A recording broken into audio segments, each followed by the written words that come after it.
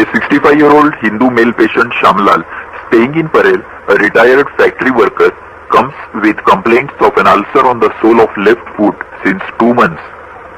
The patient was apparently alright 2 months back when he first noticed the ulcer on the sole with slight pain.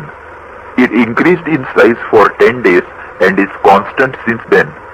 Regarding complications, there was mild purulent discharge but no history of pain and fever, no history of bleeding, no history of discharge of bony fragments or sulfur granules, no history of difficulty in walking, no history of inguinal pain and swelling. Regarding etiology, no history of any apparent trauma. Why? Sir, trauma may be the initiating factor and it also brings to mind the possibility of underlying foreign body or bone damage. No history of swelling preceding the ulcer. When will a swelling precede an ulcer? In an ulcer produced by rupture of subcutaneous abscess or fungation of a malignant swelling. There is history of numbness in the distal part of both the feet, but he can feel the chappals and the ground while walking. No history of loss of sensations anywhere else over the body. No history of varicosities, edema or dragging pain in the legs.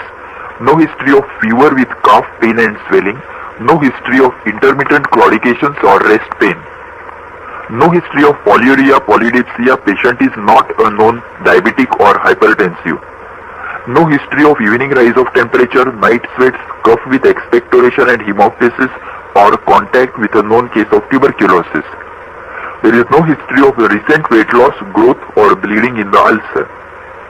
No history of repeated trauma to the site of the ulcer. Regarding treatment, no history of taking rest, immobilization or regular dressings. Family history is not contributory. What family history did you ask for? I asked for family history of diabetes and for any active case of pulmonary tuberculosis or leprosy in the family. Personal history, sleep, bowel, bladder habits are normal. Patient is non-alcoholic but chronic smoker, smokes 20 BDs per day for last 40 years. On examination, what would you like to do first? A general examination or local? Sir, general examination first because it will give an idea of the general condition and nutritional status of the patient and associated pathologies which may point to the etiology of the ulcer or its chronicity. What will you look for in the general examination in the case of an ulcer? Firstly, the state of nutrition, that is pallor in the mucous membranes, amount of subcutaneous fat and signs of vitamin deficiencies in the eyes, lip and skin. Secondly, for the stigmata of tuberculosis, leprosy and syphilis. What are they? The stigmata of tuberculosis are flictenular conjunctivitis, matted lymphadenopathy and scars or sinuses in the neck. The stigmata of leprosy are high-pigmented anesthetic patches, thickened ulnar greater auricular or posterior tibial nerves, trophic ulcers, destruction of distal phalanges and typical leonine faces due to collapse of the bridge of the nose with loss of lateral third of the eyebrows. Proceed.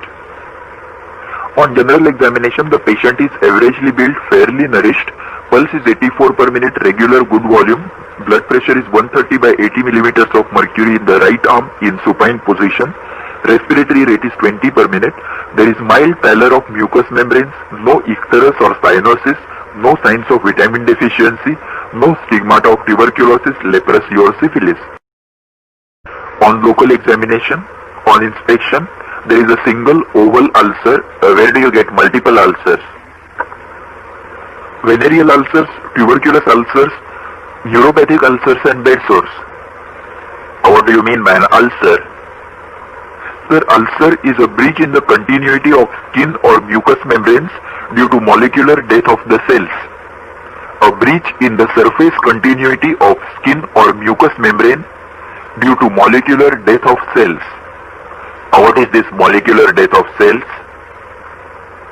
Sir, it is the process of slow chemical destruction of cells that excludes traumatic or forcible disruption of continuity of skin, which will be termed separately as a wound.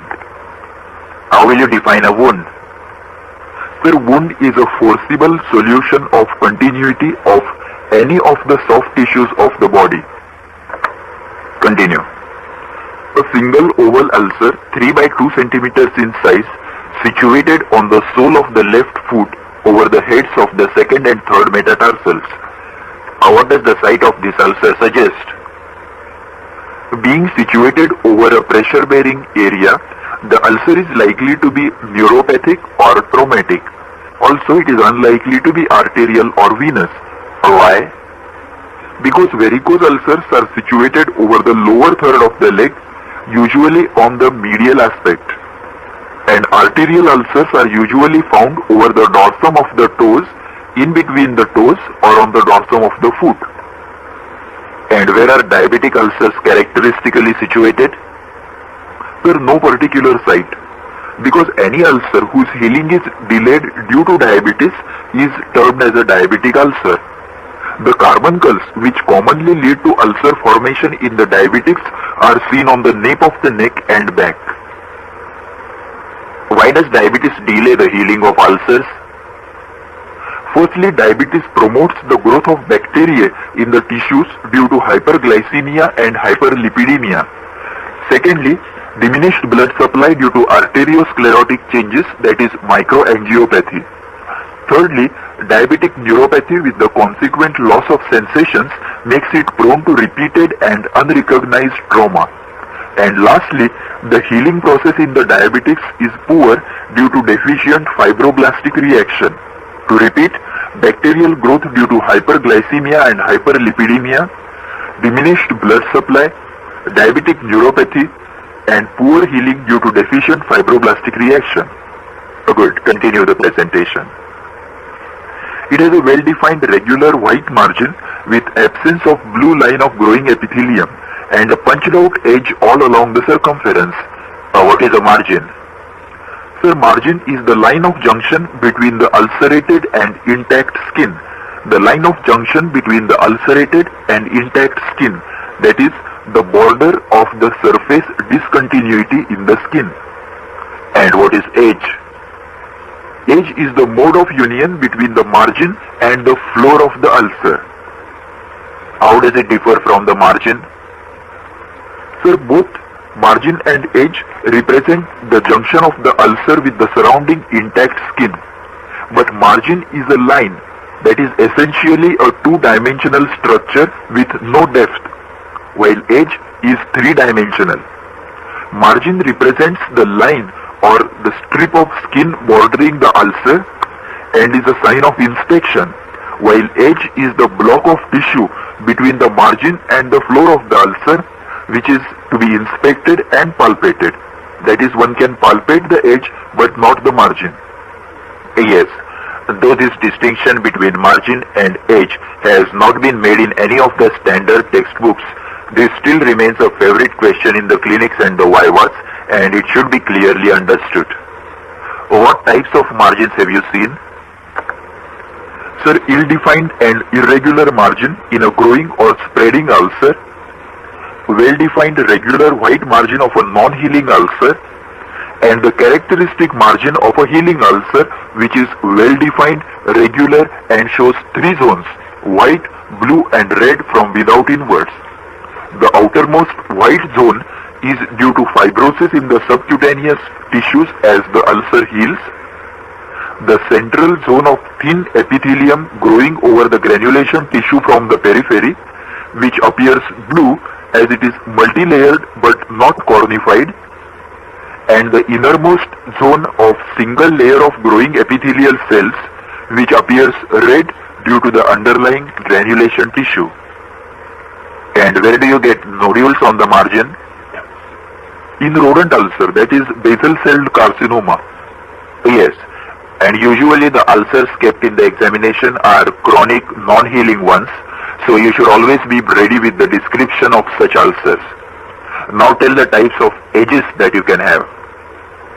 A sloping edge, an undermined edge, a punched out edge, a raised and everted edge, and a raised but not everted edge. In which conditions do you get them and why? Firstly, the sloping edge of a healing ulcer, because the healthy granulations or floor is just below the skin surface and thin epithelium grows over it as a sloping surface from all the sides. Secondly, undermined edge of a tuberculous ulcer, which is usually secondary to cold abscess in the subcutaneous tissues, raising the skin up and then rupturing at a point, producing a much smaller ulcer than area of destruction in the subcutaneous plane.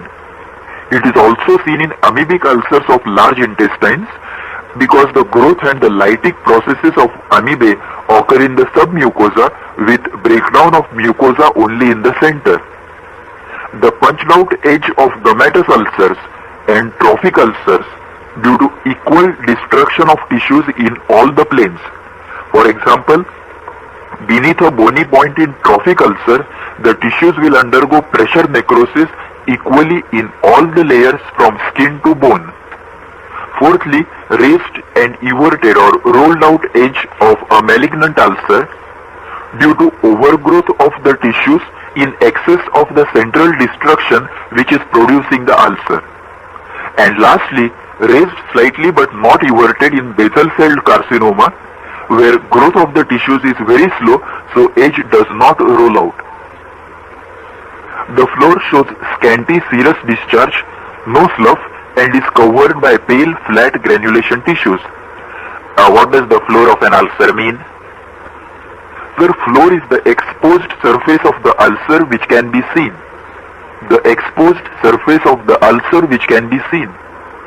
How do you describe it? It is described with reference to discharge, slough and granulation tissue. The discharge may be either scanty and serous in healthy granulation tissue or serosanguinous to purulent in presence of infection. Slough, when present, indicates that infection is not yet controlled and granulation tissue is yet to form. What is slough? Sir, slough is a dead piece of soft tissue not yet separated from the living tissues. Have you heard of wash leather slough? Sir, wash leather slough is characteristic of gummatous ulcers, also seen in post-irradiation necrosis ulcers. The granulation tissue may be healthy or unhealthy. What is granulation tissue? It is a highly cellular and vascular tissue formed as a result of body's response to control infection and promote healing. On account of its marked cellularity, it has a remarkable power of resisting infection. How does it look on inspection? When healthy, it is pink, covered with tiny red granulations and scanty serosanguinous discharge. When unhealthy, it may show pale flat granulations or hypertrophic exuberant granulations, and it may be covered with slough. Any other findings on inspection? The surrounding skin shows no redness, edema, dilated veins, no scars or sinuses. There is a zone of hypopigmentation. Why hypopigmentation? Probably due to fibrosis in the subcutaneous tissues surrounding the ulcer. And where do you get hyperpigmentation? In varicose ulcers. Right. So on inspection, first describe the number, size, shape and site of the ulcer, then the margin, then the floor, and lastly the surrounding skin. And now proceed with palpation. On palpation, the surrounding skin shows no local rise of temperature, tenderness, edema or induration. What is the difference between edema and induration?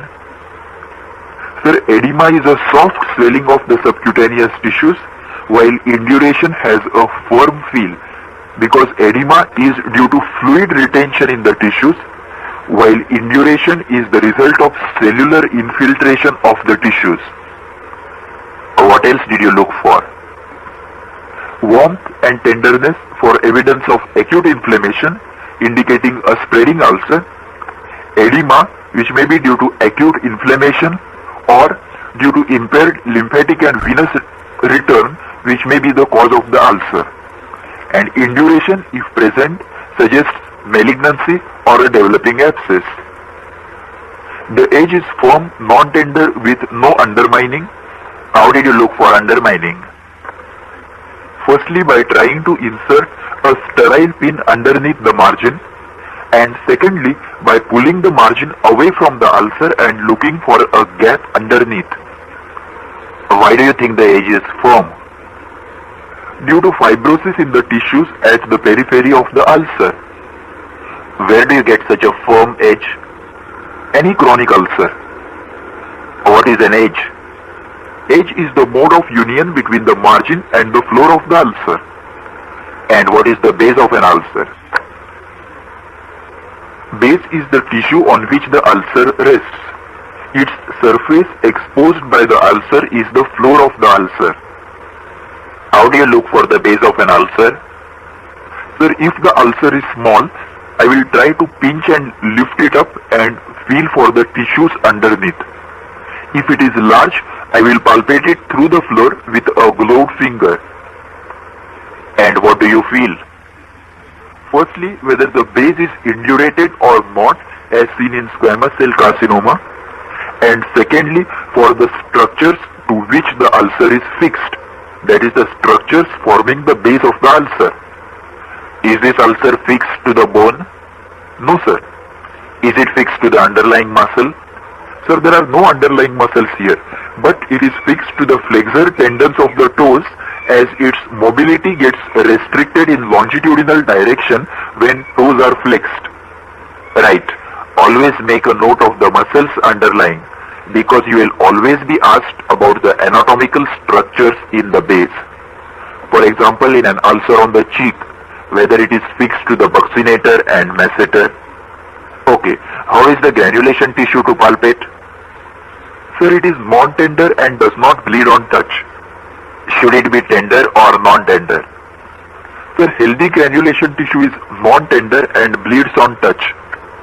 Why does it bleed on touch? Due to large number of newly formed capillaries which break with the slightest pressure. So bleeding on touch is a good sign. Not necessarily, because malignant tissues in the base of a carcinomatous ulcer are also friable and bleed on touch. Yes. Now can you give me a complete description of a healthy granulation tissue? Sir, healthy granulation tissue is pink, covered with tiny red granulations and scanty serosanguinous discharge. On palpation, it is non-tender and bleeds on touch. Good. After local examination, let us move on to the focal examination. Will you enumerate what you want to examine? Lymph nodes, arteries, veins, nerves, and movements of the neighboring joints. Yes, but these 5 points should be narrated in a definite order. Immediately after local examination, first describe the lymph nodes. So lymph nodes first, movements of the joints last, and in between is the examination of arteries, veins and nerves. Their order will depend on the site of the ulcer. For example, if the ulcer is over the medial malleolus of the leg, examine the veins first. If it is on the dorsum of the foot, examine the arteries first, and so on. Now this particular ulcer is on the sole of the foot, so go ahead. The left deep inguinal lymph nodes of the vertical chain are enlarged, half to 3 centimeters in size, non-tender, discrete and mobile. There is loss of touch and pain sensation surrounding the ulcer and anterior half of both the legs. The sensations over the rest of the leg and body are normal. There is no palpable thickening of posterior tibial, ulnar and great auricular nerve. There are no hypopigmented anesthetic patches on the body. The pulsations of dorsalis pedis, posterior tibial, popliteal and femoral arteries on both the sides are well felt and equal. No changes of chronic ischemia in the leg. Radial and carotids are normal, no palpable thickening of vessel walls. On examination in standing position, there is no varicosity of long or short saphenous system, no ankle flare, no calf tenderness, and Homan sign is negative. The active and passive flexion and extension of second and third toe are restricted. Movements of the rest of the toes and ankle are normal. On systemic examination, per abdomen, no lump, spleen is not palpable, chest is normal. Why spleen? Sir, chronic ulcers on the leg are a feature in hemolytic anemia. My diagnosis is a chronic non-healing ulcer over the sole of left foot of neuropathic origin. Why do you say that the ulcer is chronic and non-healing? Sir, it is chronic because it is present for a period longer than the normal healing period of an uncomplicated ulcer at that site, and it is non-healing because the granulation tissue is pale with flat granulations, the base is fixed to the underlying tendons, and the edge is firm and punched out and does not show the blue line of growing epithelium. What are the other clinical types of ulcers? Sir, ulcer may be acute or chronic depending on the duration, and it may be healing, non-healing or spreading depending on the characteristics. What are the causes of non-healing of an ulcer? So the local causes are very large or very deep ulcer, fixity to underlying structures, exposure of bare bone or tendon in the floor, inadequate rest, that is ulcer on a mobile area or area of constant pressure, chronic type of infection like tuberculous or fungal, and malignant change. Focal causes: impaired nerve supply, blood supply, venous or lymphatic drainage. General or systemic causes are anemia, malnutrition, vitamin deficiencies, diabetes, and cachexia due to tuberculosis or malignancy. How will you treat this case? Sir, I would like to do certain investigations first. Complete blood count, ESR for anemia and evidence of chronic infections, blood sugar fasting and post-lunch to rule out diabetes, blood urea, VDRL, urine for sugar and albumin, X-ray chest and ECG. Why? As a part of routine investigative profile. Locally, I will take swab for smear, culture and antibiotic sensitivity. 2. X-ray of the local part to see bone involvement. And 3. 4-quadrant edge biopsy if necessary. That is, if there is suspicion of malignancy or if there is no response to routine treatment. Describe the local treatment of an ulcer.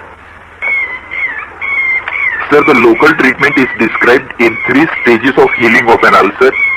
First is the stage of separation of slough. Second is the stage of formation of granulation tissue. And third is the stage of epithelialization. The first step is to examine the ulcer and decide in which stage it is, and to send the discharge or slough in its floor for smear, culture and antibiotic sensitivity before any local treatment is commenced. In the first stage, when the floor is covered with slough, it is removed by either chemical debridement using continuously wet Usol dressings and then repeated hydrogen peroxide washes to wash away the loosened slough, or by surgical debridement using knife and scissors or scoop. Once the slough is removed, stop Usol dressings as Usol hampers with granulation tissue formation. Now in the second stage, apply glycerin acryflavin or glycerin ichthyol dressings till the granulation tissue almost reaches the surface. Glycerin, being hygroscopic, reduces the edema of the granulation tissue plus prevents the sticking of the dressing to the granulations by maintaining moisture in the dressing. Ichthyol and acryflavin are irritant dyes which stimulate the formation of granulation tissue. At this stage, if the granulations become hypertrophic and rise above the skin surface, they should be scraped away with a scoop or cauterized with a silver nitrate stick. The third stage of epithelialization may be aided by application of scarlet red to the margin and by infrared rays. If the ulcer is more than 4 to 5 centimeters in size, complete epithelialization cannot occur without significant fibrosis and contracture. Hence, a partial thickness skin graft should be placed as soon as healthy granulations are formed for quick healing with minimum fibrosis and better cosmetic as well as functional result. The general treatment will depend on the cause of the ulcer or its chronicity. Rest to the part using plaster slab if necessary, good nourishment and correction of anemia, systemic antibiotics if pus, fever, pain and swelling, control of diabetes, limb elevation and elastocrep bandage for varicose ulcers, treatment of tuberculosis or fungal infections if present.